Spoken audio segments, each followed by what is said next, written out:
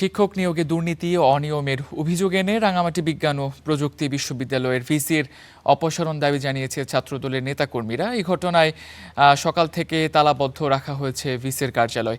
এই বিষয়ে আরও জানাতে রাঙামাটি থেকে যুক্ত হচ্ছেন সহকর্মী মিশু মল্লিক। মিশু, রাঙামাটি বিজ্ঞান ও প্রযুক্তি বিশ্ববিদ্যালয়ের যে ভিসির কার্যালয়ে এখনো কি তালা ঝুলছে কিনা এবং ক্যাম্পাসের সবশেষ পরিস্থিতি কি একটু জানাবেন আমাদের?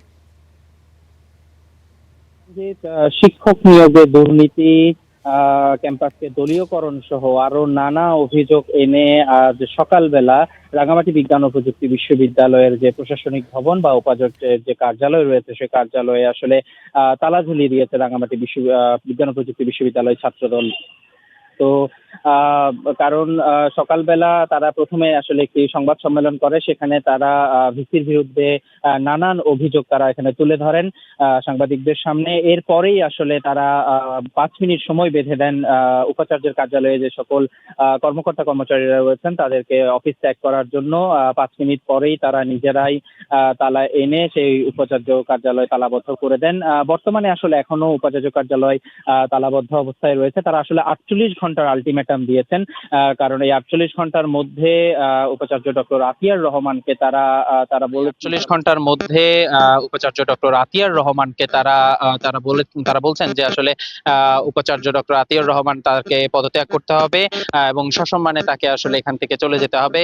তারা সেই দাবিটি জানিয়েছেন এবং 48 ঘন্টা পরে যদি এর মধ্যে তাদের দাবি মেনে না নেওয়া হয় তাহলে তারা আরো আসলে কঠোর কর্মসূচি দিবেন বলে তারা বলছেন। এই ব্যাপারে আসলে আমরা বিশ্ববিদ্যালয় প্রশাসনের কাছ থেকে তাৎক্ষণিক তেমন কোনো বক্তব্য পাইনি, কারণ ভিসি ডক্টর আতিউর রহমান তিনি বর্তমানে আসলে ঢাকায় অবস্থান করছেন। তিনি ফিরে আসার পর আসলে তার সাথে আমরা কথা বলতে পারবো এবং তিনি আমাদেরকে এই বিষয়ে আসলে বিস্তারিত বলবেন।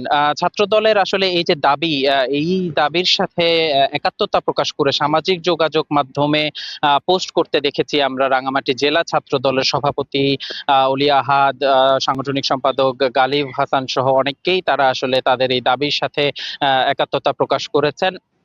এবং যখন আসলে ছাত্র দলের নেতাকর্মীরা প্রশাসনিক ভবন তথা উপাচার্যের কার্যালয় যখন তারা আসলে তালাবদ্ধ করতে যাচ্ছিলেন তখন বিশ্ববিদ্যালয়ের কয়েকজন শিক্ষক সেখানে উপস্থিত হন এবং তারা আসলে তারা বাধা দেন। তারা বলেন যে এখনই যাতে না করা হয়, পরবর্তীতে যাতে করা হয়, কিন্তু আসলে নেতাকর্মীরা সেটি শোনেননি এবং তারা আসলে তালাবদ্ধ করে দেন। তো আসলে 48 ঘন্টা পরে আসলে আমরা বলতে পারবো যে পরবর্তীতে কি হবে। তো এই ছিল আসলে আমার কাছে রাঙামাটি থেকে রাবি প্রবীর সর্বশেষ। ধন্যবাদ মিশু।